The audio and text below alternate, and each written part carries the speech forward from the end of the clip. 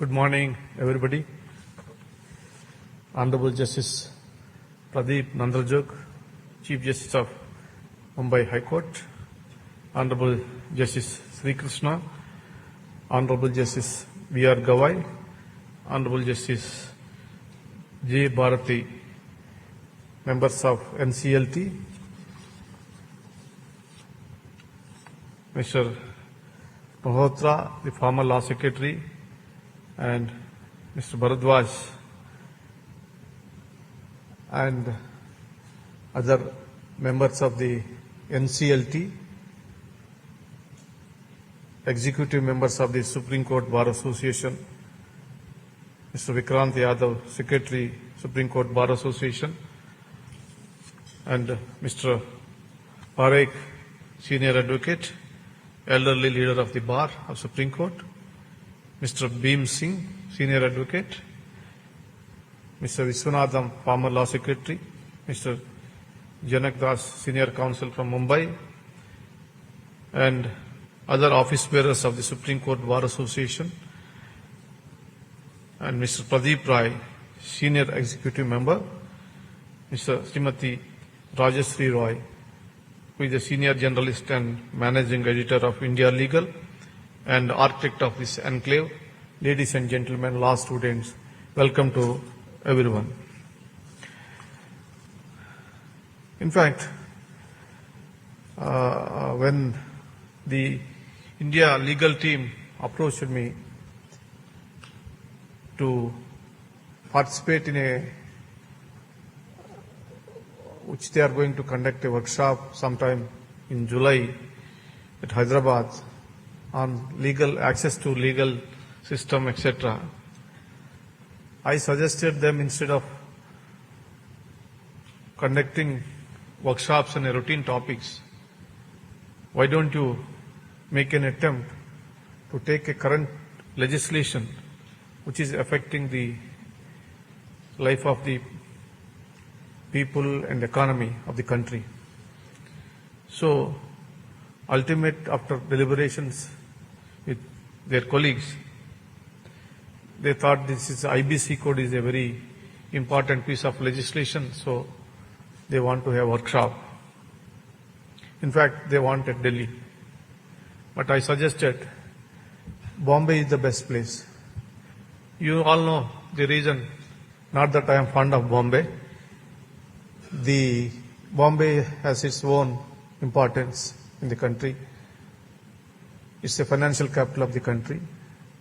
And the Bombay Bar and the Bombay city had a lot of economists, industrialists, judicial personalities like Sri Krishna, who contributed a lot to the legal system and economy of the country.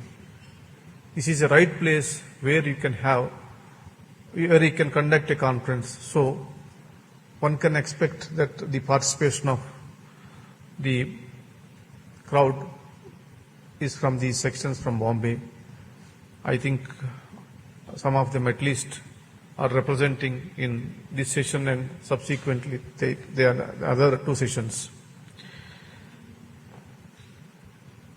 Friends, it's a great opportunity for me and you, everybody, to express our views about this legislation.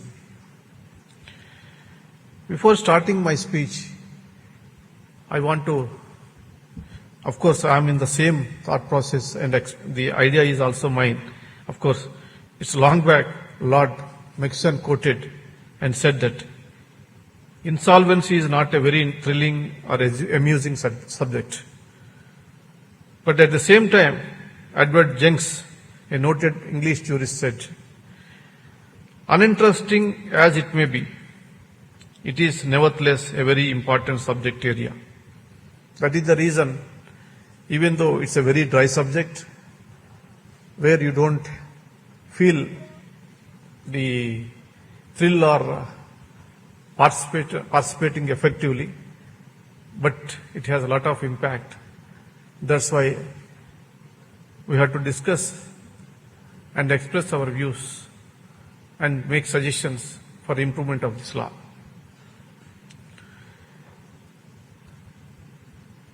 Laws are essentially crystallized norms that have emanated out of ideas. These ideas keep on changing, and so do our laws. Lawmaking and interpretation of the same is an organic process. To keep up with this organic process, the exchange of ideas is pivotal. In light of this, a leadership summit and conclave, particularly of a niche area of law, like the Insolvency and Bankruptcy Code, is a welcome move. The Insolvency and Bankruptcy Code is recent legislation and is facing its own novel challenges. This legal conclave, organized by India Legal in collaboration with the Supreme Court Bar Association, the Maharashtra National Law University, Mumbai, and the India Legal Research Foundation, is a phenomenal opportunity for all of us to discuss, debate, and deliberate on various issues concerning the IBC Code, and to contribute towards the discourse which will eventually charter the way for this new legislation. In recent times, non-performing assets have threatened to cripple our banking system and taken the wind of the sails of our economic growth. To deal with this crisis, the Insolvency and Bankruptcy Code was enacted a comprehensive legislation, reflecting best practices from across the globe to provide for a time-bound insolvency resolution mechanism. I must thank Mr. Viswanathan as well as Mr. Malhotra for their contribution in drafting this legislation. Few would disagree that the IBC has been a major reform for the Indian economy. In the 3 years since its enactment, 12,000 insolvency cases have been filed under it and around 1 lakh crore rupees have been recovered through insolvency proceedings. Now, the Insolvency Bankruptcy Code is 3 years young. It is high time for us to reflect on its journey and discuss ways to smoothen its functioning. IBC is one of the key reforms in the field of commercial law undertaken in the last 2 decades. Earlier, there are several mechanisms under various enactments which dealt with insolvency and bankruptcy in their own limited way, such as recovery of debts and dues and Banks and Financial Institution Act, SARFAESI Act, SICA, Presidency Town Insolvency Act of 1909, and Preferential Insolvency Act 1920. In addition to that, there is a RBI mechanism to deal with recovery of money, including corporate debt restructuring, strategic debt restructuring for recovery of money. The object being enacted the IBC to consolidate the existing framework by creating a single law for insolvency and bankruptcy. IBC has replaced some of these mechanisms while the other continues still to exist. For instance, SARFAESI Act is an avenue to seek individual action, whereas IBC is the avenue for collective action. IBC was also enacted with the object of ensuring speedy resolution of corporate insolvency and bankruptcy. The delay in winding up of cases under the Companies Act had led to destruction of the value of assets.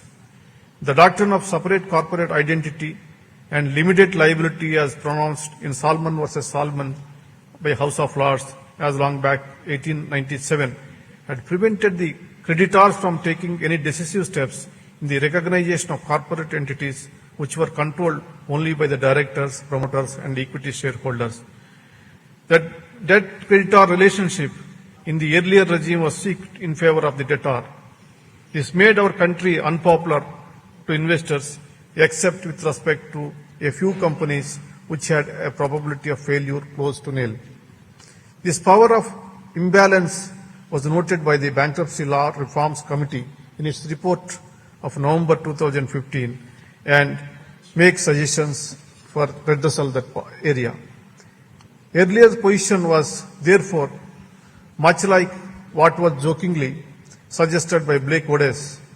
I quote, "Bankruptcy is the state of things which exists when a man being unable to pay his debts, his solicitor and an accountant divide all his properties between them." Unquote.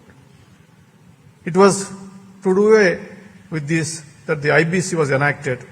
IBC was reflected a fundamental change in the basic premises of a debtor in position to a creditor in position, wherein the resolution process is market-driven and primacy is given to commercial decisions.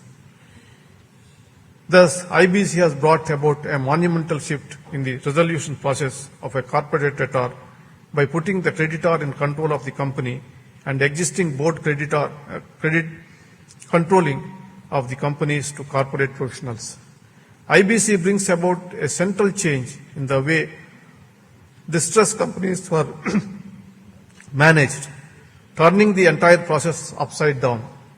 Earlier, the management which led the company to bankruptcy used to retain operational and financial control of the distressed company.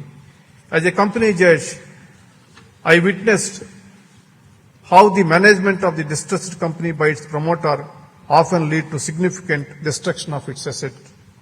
IBC seeks maximization of the value of assets, striking a balance between liquidation and reorganization, ensuring equitable treatment of similarly situated creditors, provision of timely efficiency and impartial resolution. The distance feature of the IBC is that it was created time-bound resolution process. The statute was prescribed that the entire insolvency process should be completed in 180 days, which would be extended up to 270. The creditor have now direct visibility in the resolution process. As per the latest statistics available on February 28, 2019, 1,683 cases have been come under IBC.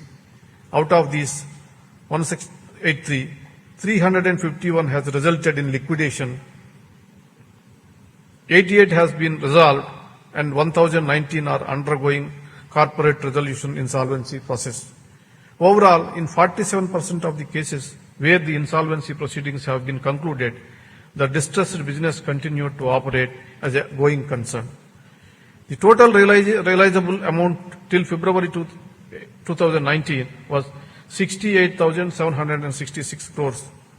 Since then, three major resolutions have happened in three big cases, which resulted in additional realization of 51,267 crores. Therefore, the total realizable amount through the resolution currently stands 1,20,033 crores on April 3rd, 2019.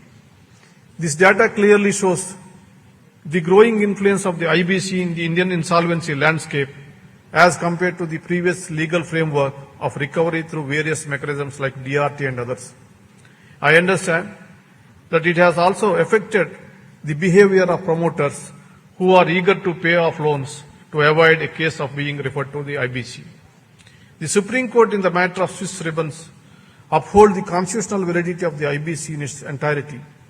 Several commentators have said that the Indian insolvency regime has all the essential elements and practices as a matured insolvency regime. Now, surprisingly, it bagged the award of the most improved jurisdictions for 2018 from the Global Restructuring Review. Today, I want to briefly discuss the key challenges being faced under the IBC.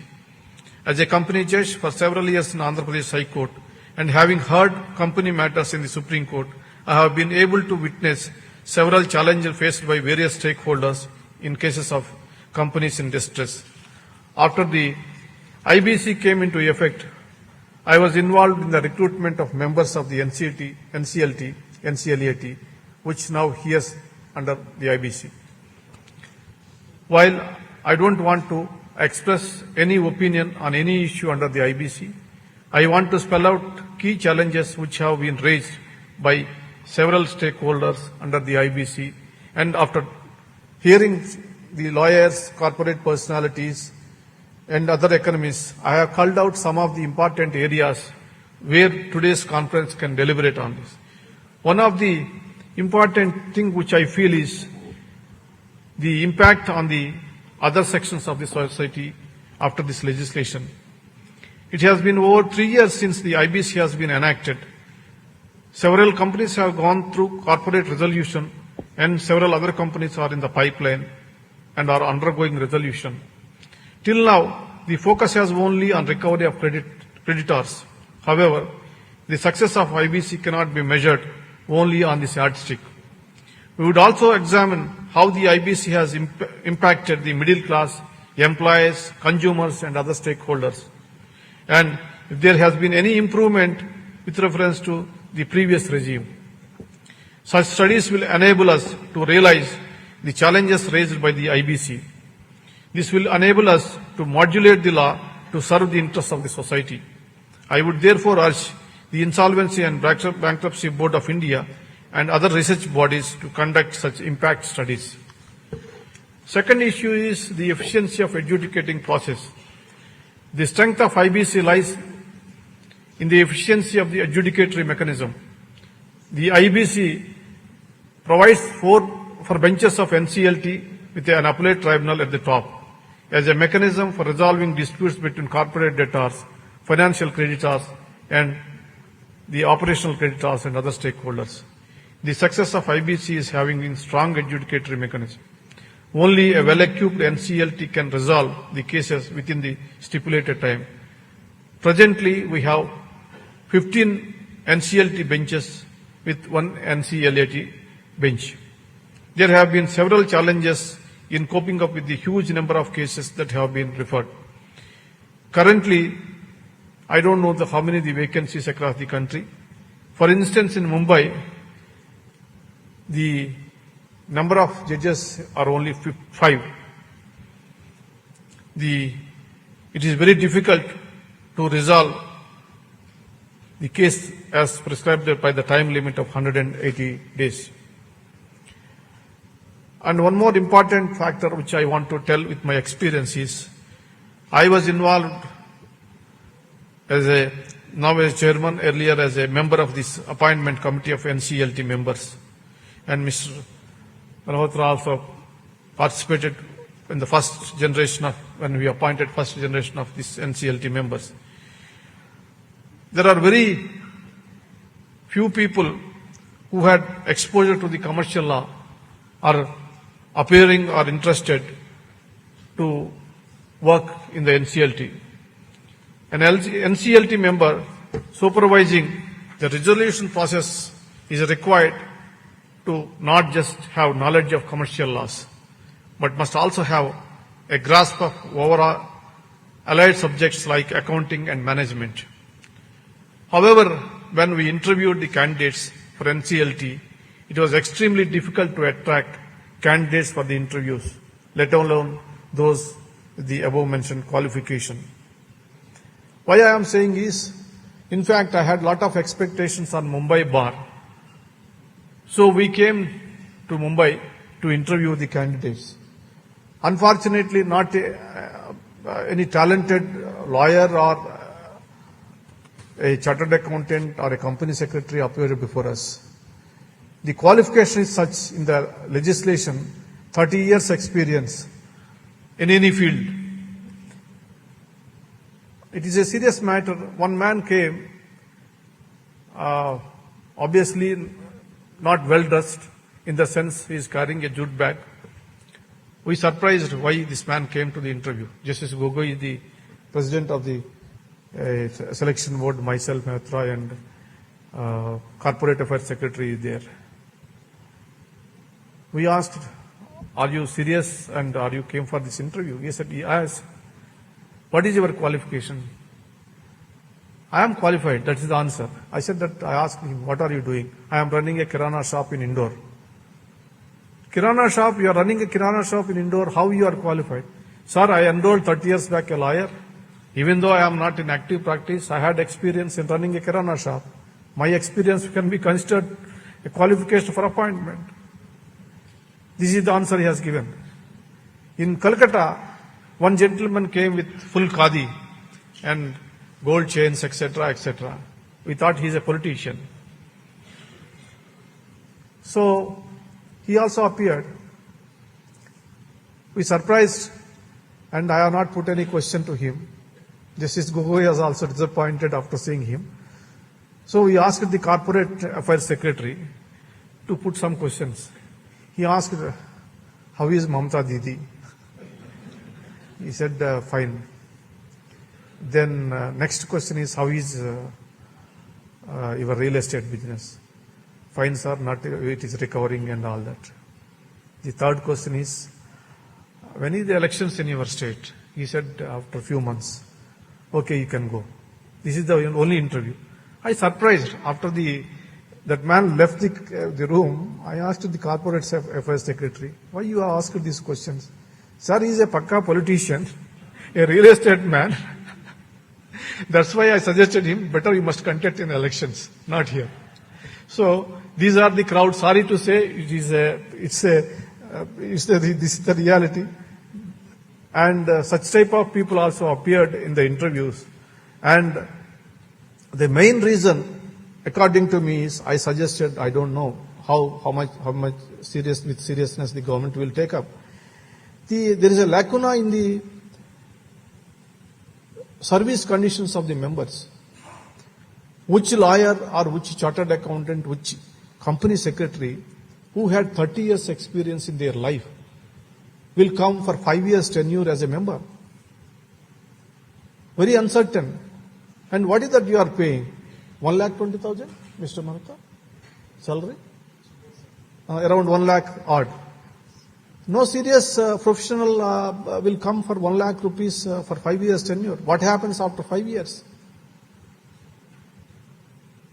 And apart from that, so we thought of selecting some judicial judges, high court judges.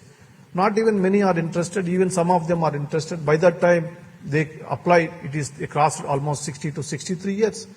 Once if we recommend, government takes more than a year to clear the appointments. By the time the appointment comes, he is already 64.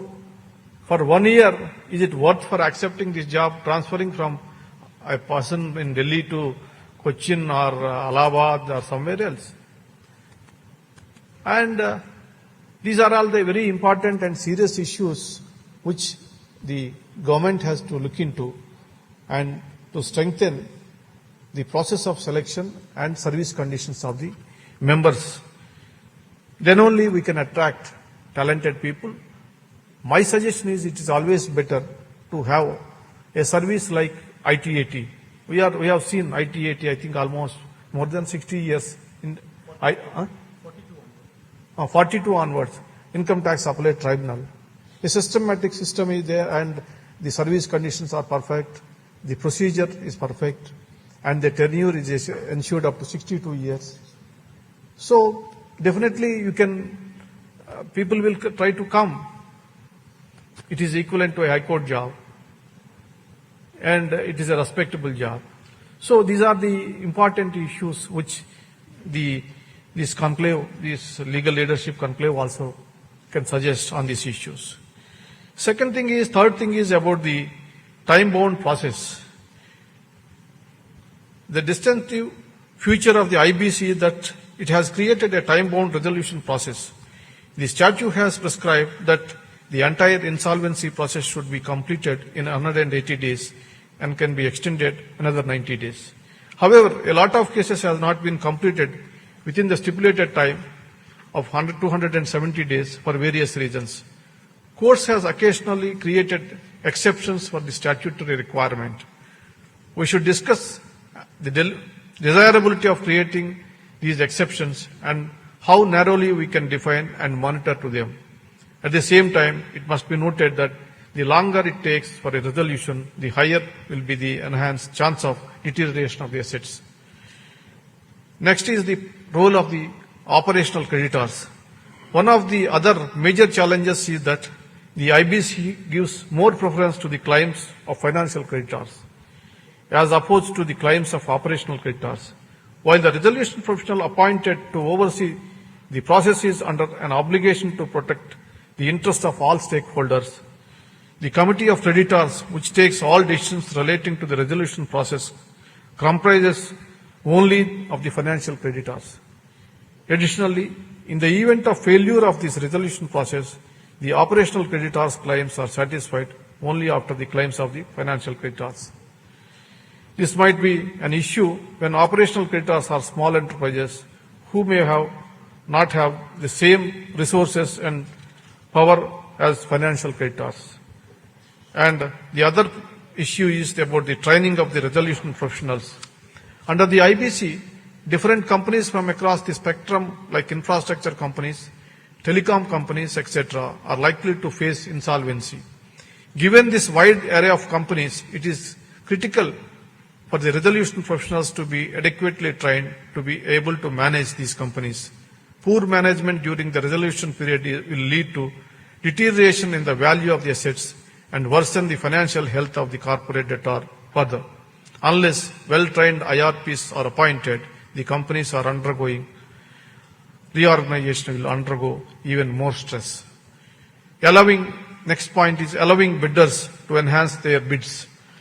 Another issue which needs to be debated is whether the bidders should be allowed to improve their bid to enhance the recovery for the creditors.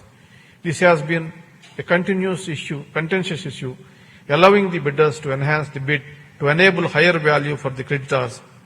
However, this may delay the timely resolution process and in the process may lead to asset deterioration. This is the issue which needs to be discussed and consensus may be evolved. Seventh issue, having high value bids submitted after deadline. Another connected issue here is how to deal with the high value bids submitted after the deadline. While high value bids submitted after the deadline may enhance the recovery of creditors, it may derail the approved resolution plan or liquidation process in the absence or failure of prior approved resolution plan. How to reconcile these claims, that is, proceeding with the approved resolution plan, with reference a better one being made available subsequently, is something that needs to be addressed. Eighth issue is differential framework for micro, small and medium enterprises. The next challenge is there should be a different framework for a small and medium enterprises. Medium and small enterprises are crucial for the success of the economy. Pursuant to amendments to the IBC, promoters of small and medium enterprises have been allowed to bid for companies undergoing insolvency. The question is whether they need further relaxation from other provisions of IBC. This is particularly important for companies which are in their infancy, as well as those which are in early stage of their resolution, particularly about the budding companies and the startup companies. In conclusion, I want to say is, the above are some of the challenges that I have identified. I request you to deliberate on these issues and present a meaningful solution which can take the IBC process forward. Every legislation requires a continuous review based on how it is being implemented on the ground. This is particularly true for a legislation like the IBC, which is not just a commercial legislation, but one that impacts other sections of the society and the economy as a whole. It is not just the government which should be involved in this process, but even other stakeholders who are impacted by this law should constitute a permanent task force involving experts to make suggestions to the government. It is the duty of the government to consider these changes in the interest of the nation. The government is also duty-bound to constitute enough NCLT, NCLAT benches and to appoint members and staff to these tribunals in timely manner, along with providing them with proper infrastructure and conducive environment to fulfill their statutory obligations. The government should also review the service conditions of the NCLT members and should ensure security of tenure.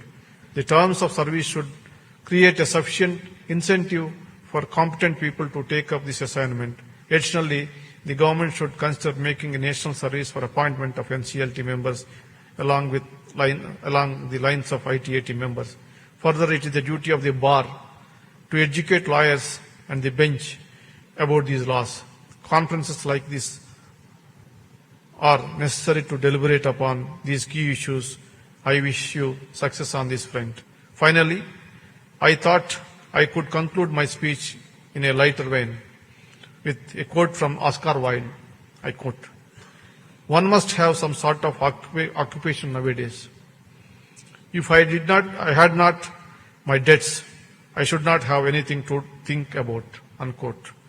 All of us gathered here today can certainly attest to the fact that we are greatly occupied for now and perhaps for the foresee future. Thank you for all for giving me the opportunity.